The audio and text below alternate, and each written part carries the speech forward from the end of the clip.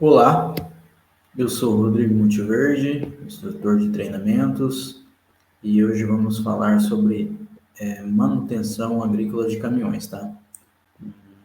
Treinamento básico para mecânico de manutenção agrícola. Vamos iniciar falando sobre metrologia, tá? É uma junção de duas palavras em grego, tá? Unidade de medida e estudo, tá? Estudo das unidades de medida. O que é medir? Medir é comparar uma dada grandeza com outra da mesma espécie, tomada como unidade. Na antiguidade, as unidades de medidas eram as dimensões dos membros do rei. Então, o que é medir, né? Medir é fazer comparativo, né? Ter uma medida padrão e usar aquela medida padrão como referência para outras, tá? E na antiguidade, essas medidas padrões eram utilizadas aos membros do rei, mão, pé, palmo e assim por diante, tá? Dá uma olhadinha aí como é que funcionava. A jarda era uma medida que ia do centro do tronco até o polegar com o braço esticado. Palmo era o palmo do rei. Passos, o passo do rei. E pé era a medida do pé do rei em atividade, tá? A braça era a medida entre os dois braços abertos, com os palmos abertos. Cúbito, que era do cotovelo à ponta dos dedos, com o palmo aberto. Polegada, que era a medida do polegar do rei.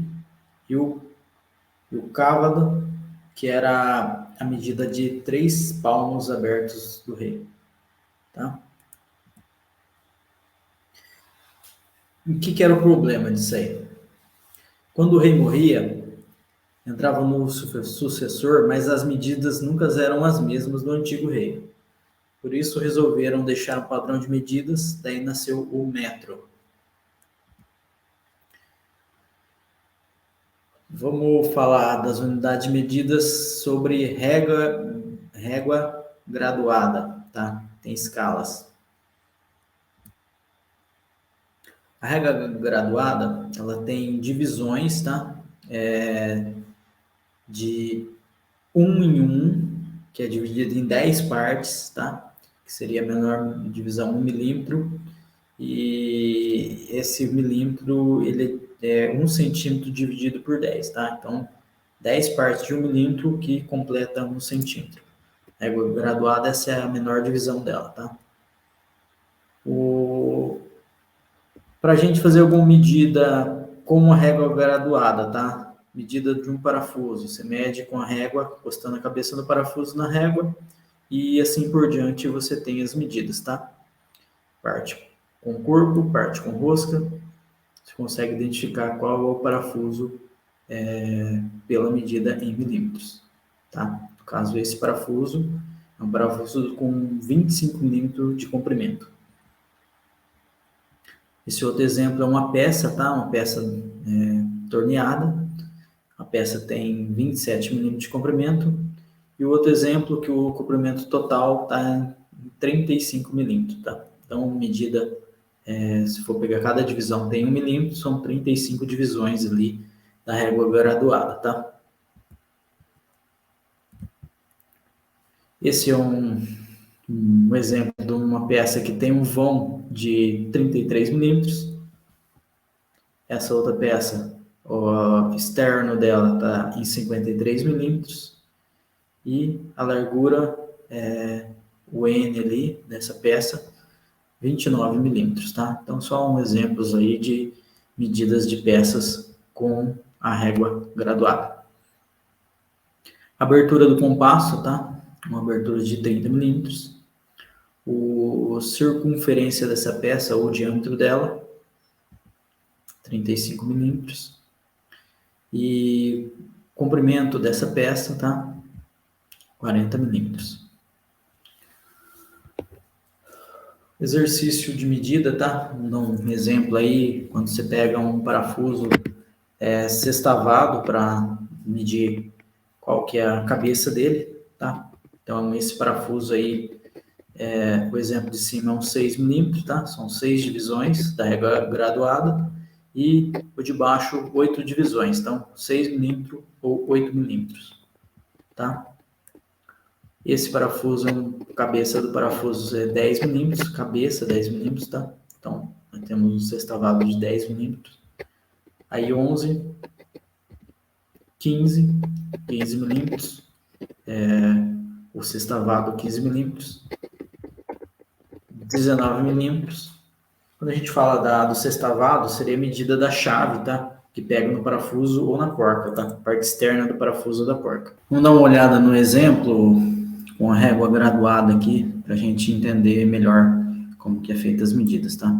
Eu tenho uma régua aqui que vai de 1 milímetro a 120 milímetros, tá? E quando eu encosto lá na peça, ela vai me dar uma distância, tá? De onde eu estou tendo contato, em milímetros, e uma distância do início da régua até onde está iniciando a peça em milímetros, tá? Então, eu tenho essa diferença, tá? Consigo medir a distância do centro da peça até onde eu estou tendo contato. Eu consigo medir a distância da peça externa também, tá? Então, consigo saber a medida dessa peça, 51 milímetros. E conforme eu vou diminuindo a distância, a medida ela vai me mostrando aqui qual que é a distância em milímetros, tá? Daqui até aqui dá 11 milímetros e assim por diante, tá? O uso dela é bem prático, tá? Consigo medir a largura da peça, de um ponto até o outro, conforme eu queira, tá? Então, dependente do ponto que eu estou querendo medir, de um ponto ao outro, o que é, tá?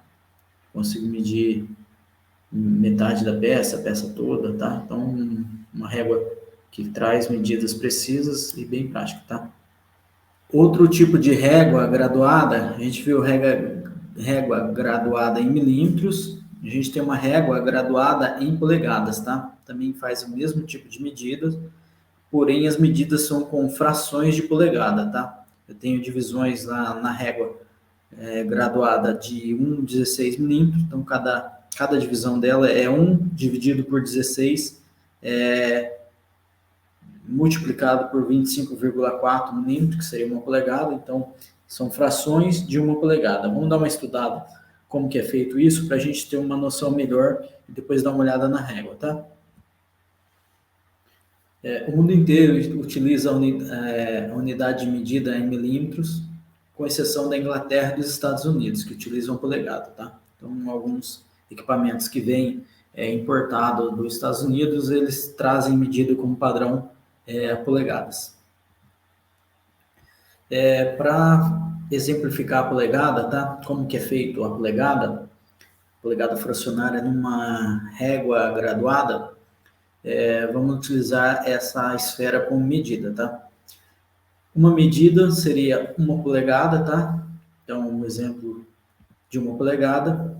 Se eu pego essa medida e divido em duas partes, eu tenho 1 dividido por 2, que seria meia polegada, ou 1 dividido... Se eu dividir essas duas partes em mais duas, eu tenho 4, tá? 1/4 de polegada, 1/4 do inteiro, do todo.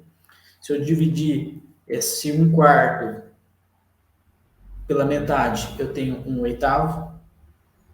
E se eu dividir esse 1/8 de parte no meio, eu tenho 1/16, tá? Então, esses são as medidas padrões, tá? Para uma régua graduada em polegadas, tá? Então, a gente tem as divisões em 1/16, tá? Se a gente for contar de 1/16, 2/16, 3/16, 4/16 até o 16/16, seria um inteiro. Então, as medidas são divididas em 16 partes. Então, a primeira parte, 1/16 de polegada. Segunda parte, seria 2/16, eu tenho que dividir por 2, tá? Porque eu tenho a capacidade de dividir ainda por 2. 2 dividido por 2, 1. E 16 dividido por 2, 8. Então, o número de polegada seria, dessa medida, 1/8 de polegada. 3/16, eu não consigo dividir o 3 por mais ninguém, tá? Então, eu não consigo dividir por 2 e não consigo, eu só consigo dividir por 1. Então, 3/16 mantém, tá? 3/16 de polegada. Essa medida é 4/16. O 4/16 eu consigo dividir ele por 2, que seria 2/8, e divido ele por 2 de novo, que vai dar 1/4. Então, 4/16 de polegada seria 1/4 de polegada, ou 4 partes de 1 polegada. 5/16 não consigo dividir por mais ninguém, tá? É só por 1 e por ele mesmo. Então, continua sendo 5/16. 6/16 é um número que eu consigo dividir por 2, que vai para 3/8. Então, ele dividido por 2, ele se torna a polegada de 3/8 de polegada. 7/16 é uma medida que eu não consigo dividir por mais ninguém. 8/16, ao contrário, eu já consigo dividir por 2 e por 2 novamente. Então, eu tenho 4/8, 2/4 ou meia polegada, que seria metade do inteiro. O 9/16 eu não consigo dividir por ninguém. 10/16 eu divido, tá? Se torna 5/8. O 12/16 eu divido por 2 e por 2 mais uma vez, 3/4. Então, 3 partes de 1 polegada. 13/16 eu não consigo dividir por ninguém. 14/16 eu divido por 2, dá 7/8. 15/16 não consigo dividir por ninguém. E 16/16 divido ele por 16, que ele dá 1 polegada, tá? Então, esse seria as medidas de unidade de medida de polegada fracionária, para a gente entender um pouquinho melhor de onde que vem esses números, tá? O valor de uma polegada é 25,4 milímetros. Então, se eu quiser saber em milímetro quais são os valores, eu pego o número total, divido pela parte de baixo, que é 25,4, eu vou ter o valor em polegada, tá? Vamos medir os parafusos, tá? Cabeça de parafuso ou medida de porca para pegar com a chave em polegada, só para a gente ter uma noção, tá? 2/16 seria uma chave 1/8. O 4/16, que seria uma chave 1/4. 5/16, uma chave 5/16. 6/16, que seria 6 divisões, uma chave 3/8. 8/16, que seria 8 divisões de 16 ou meia polegada. 11/16 seria 11 frações de 16 aí, 11/16 polegada. 12/16 seria 6/8 ou 3/4, tá? 3/4 de polegada, a medida correta. 15/16, que seria a medida padrão. 15/16 mesmo.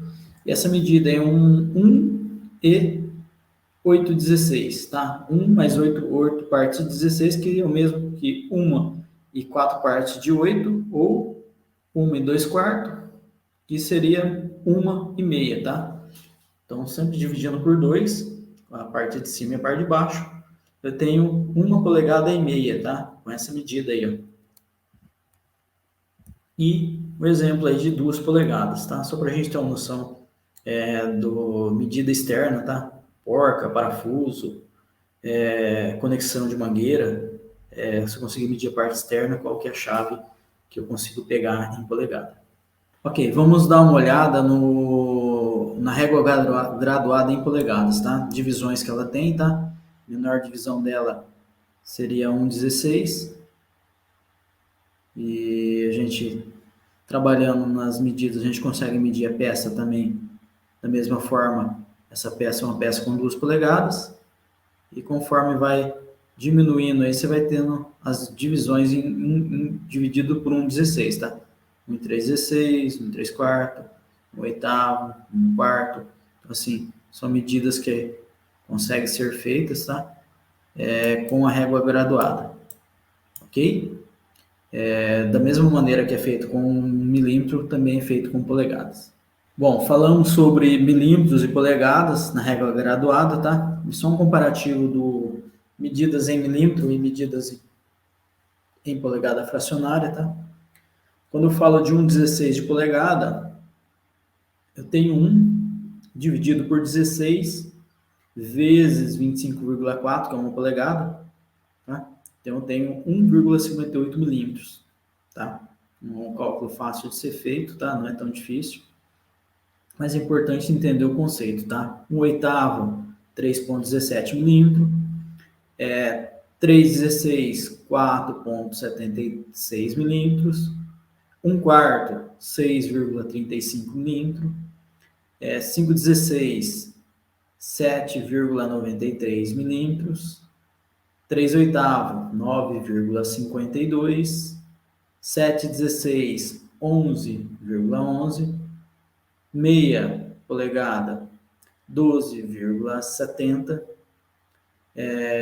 9/16, 14,28, 5/8, que significa 15,87 milímetros, 11/16 de polegada, 17,46 milímetros, 3/4 de polegada, 19 milímetros, 13/16, 20,63 milímetros, 7/8, 22,22 milímetros, 15/16, que dá 23,81, e uma polegada que dá 25,4. Então, quando eu tenho algumas medidas de chave que são bem parecidas, se olhando a olho nu, você às vezes não vê a diferença, tá?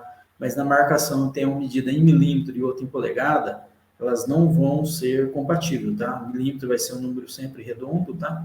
E polegada, esses números quebrados aí em milímetros, tá? Então, um exemplo aí que pode chegar muito próximo, quase imperceptível, é 19,5, tá?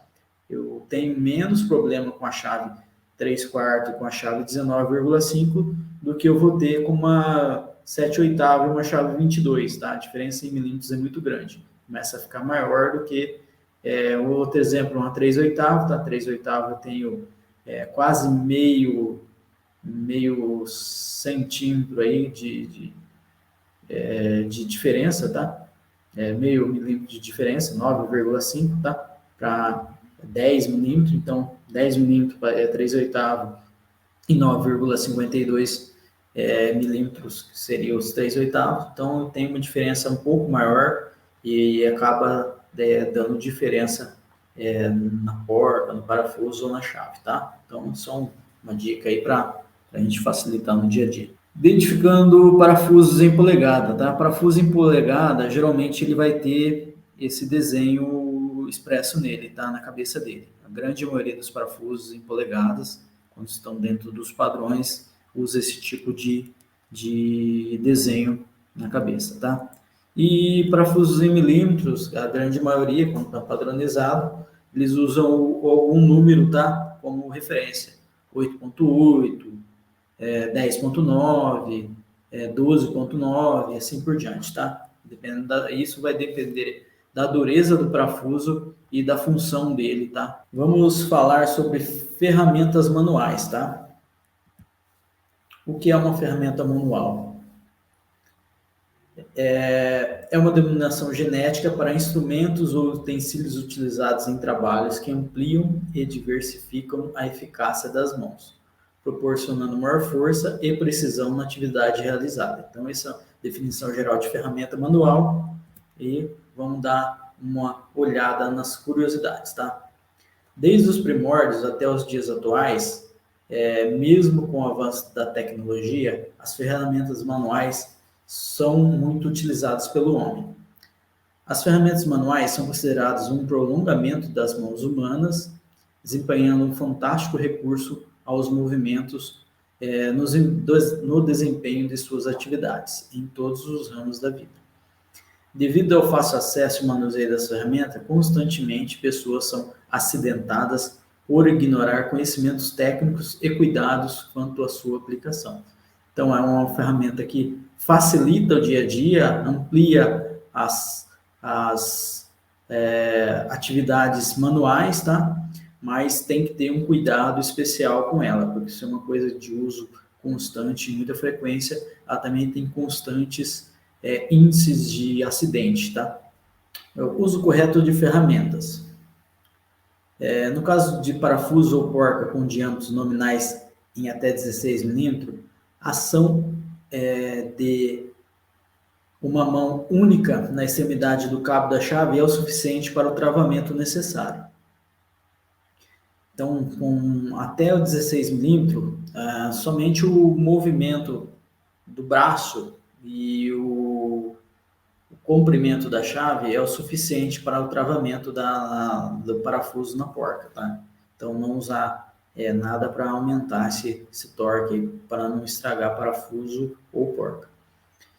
Não se deve usar prolongadores para melhorar a fixação, pois essa medida poderá contribuir para a quebra da chave ou rompimento do parafuso. Então, quando eu ponho prolongador, numa chave que não suporta, não é própria para prolongador, eu posso quebrar a chave ou posso passar esse torque excessivo para o parafuso e acabar com o rompimento dele, tá? As principais ferramentas utilizadas no cotidiano. Chave estrela, tá? Uma chave que ela tem o encaixe de várias posições da porca, tá? Nela. Então, tenho bastante opções de ângulo para encaixe dessa chave.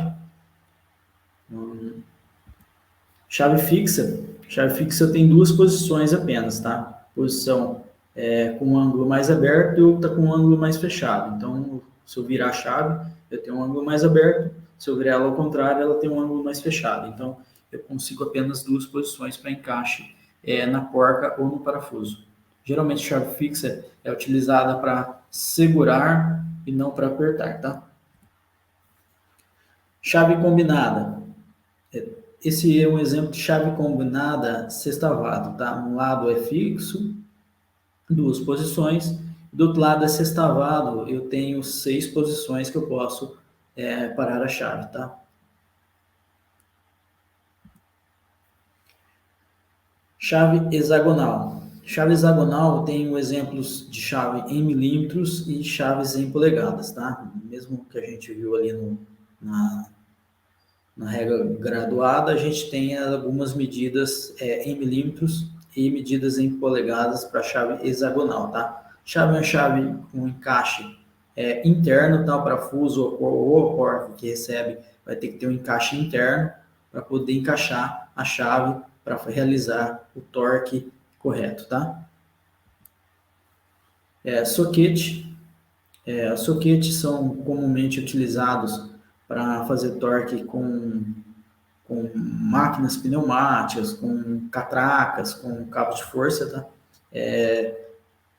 Utilizado bastante para algumas mecânicas que precisam de agilidade, tá? Ou um torque um pouco maior que o normal. Chave L, a chave hexagonal com chave hexagonal interna, tá? Chave L com um sextavado, tá? Que é semelhante à cabeça do parafuso ou à cabeça da porca. Uma chave que ela tem uma fixação na cabeça do parafuso ou na porca muito boa. Uma chave que dá um torque elevado, consegue dar um torque elevado nos parafusos e porcas, tá? Chave Torx, uma chave que tem o contrário da chave estrela, tá? A chave estrela ela tem um vazado diferente, tá? Essa é um vazado interno, tá? Outra é um vazado externo. Então, eu tenho uma chave que tem um encaixe preciso e uma chave que para fazer o movimento de uns parafusos, tá? Hoje, muito comum em parafusos de carenagem, de equipamentos, tá? Chave de fenda, chave com uma ponta chata, uma chave bastante utilizada no dia a dia, tá? Em diversas aplicações. Chave Phillips, uma chave que tem um formato em cruz, tá? É bastante utilizada também.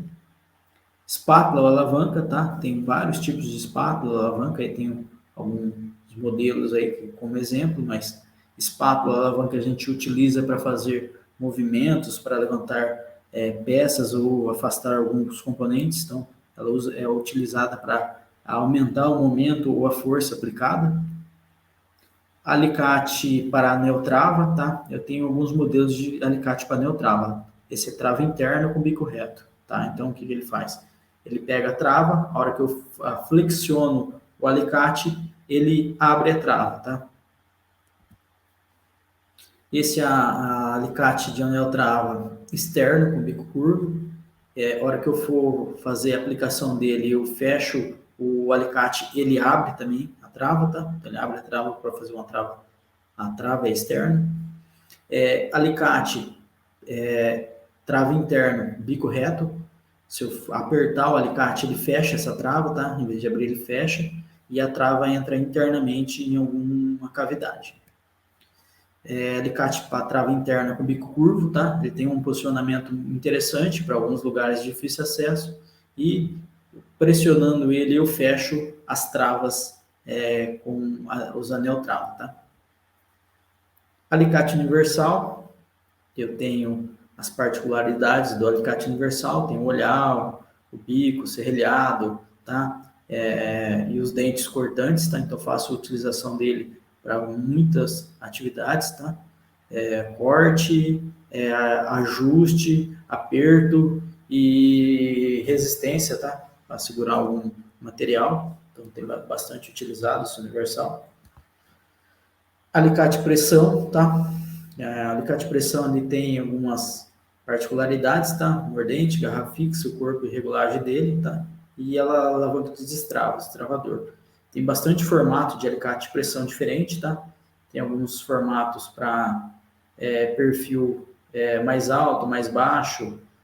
Tem alguns alicates de pressão com bico reto, bico chato, com bico curvo, ou com encaixe sextavado. Tem bastante opções de alicate de pressão, depende muito da atividade que vai desempenhar. Chave de boca ajustável ou grinfo, são chaves utilizadas para fazer manutenções em cano, tubulações, mangueiras, tá? Talhadeira, serve para romper materiais, descolar materiais. E os principais causas de acidente com ferramentas manuais, tá? O primeiro deles é a falta de treinamento. Treinamento adequado, ele evita bastante problemas com ferramentas manuais. Método incorreto de trabalho, então, utilização da ferramenta de uma maneira errada, tá? Em vez de usar para fazer o que ela está desempenhada a fazer um trabalho diferente, um trabalho errôneo. Improvisação de ferramentas, não ter a ferramenta apropriada para fazer aquele tipo de serviço e fazer improvisação de outra ferramenta para realizar, acaba incorrendo em acidentes. Falta de concentração na atividade, então a falta de concentração ela impacta direto, tá? É uma das maiores causas de acidente com ferramentas manuais, tá? Então, falta de concentração na atividade impacta direto nesses índices de acidentes.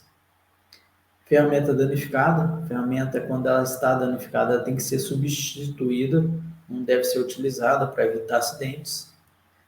Falta de organização e conservação, então se eu tiver um local de trabalho desorganizado e não tiver uma boa conservação da minha ferramenta, pode ser um dos fatores para causar o acidente. Falta de uso de EPIs, tá? Os EPIs, cada tipo de ferramenta tem o EPI correto para ser utilizado, então na utilização de ferramentas manuais tem o EPIs específicos para cada um. E falta de planejamento da atividade. A falta de planejamento da atividade, ela incorre em vários desses aspectos que falamos, tá? Se eu não tiver um planejamento bem feito, eu improviso, eu uso de maneira errada, ou eu não coloco o EPI correto, então acaba a falta de planejamento sendo um dos fatores que mais causam acidentes com ferramentas manuais. Dicas preventivas para trabalho com ferramentas manuais. Treinamento. Sempre use ferramenta adequada e apropriada para cada atividade, tá? A chave milímetro em milímetro e polegada em polegada, tá? O certo é 17 milímetros, pegando uma cabeça de parafuso 17. E estou usando uma chave 13 para mexer com parafuso de meia, tá? A diferença é de 0,3 milímetros, tá? Parece pouco, mas para fazer um serviço que eu exijo um torque, eu posso ter um alongamento do espaço da boca da chave e ela acabar soltando, tá? Pulando, podendo causar um acidente. Nunca utilize ferramentas gastas, defeituosas. Solicite o reparo ou troca quando danificada, tá? Ferramenta com desgaste, ela pode causar um acidente e se tiver danificada tem que ser trocada, tá? Improvisação.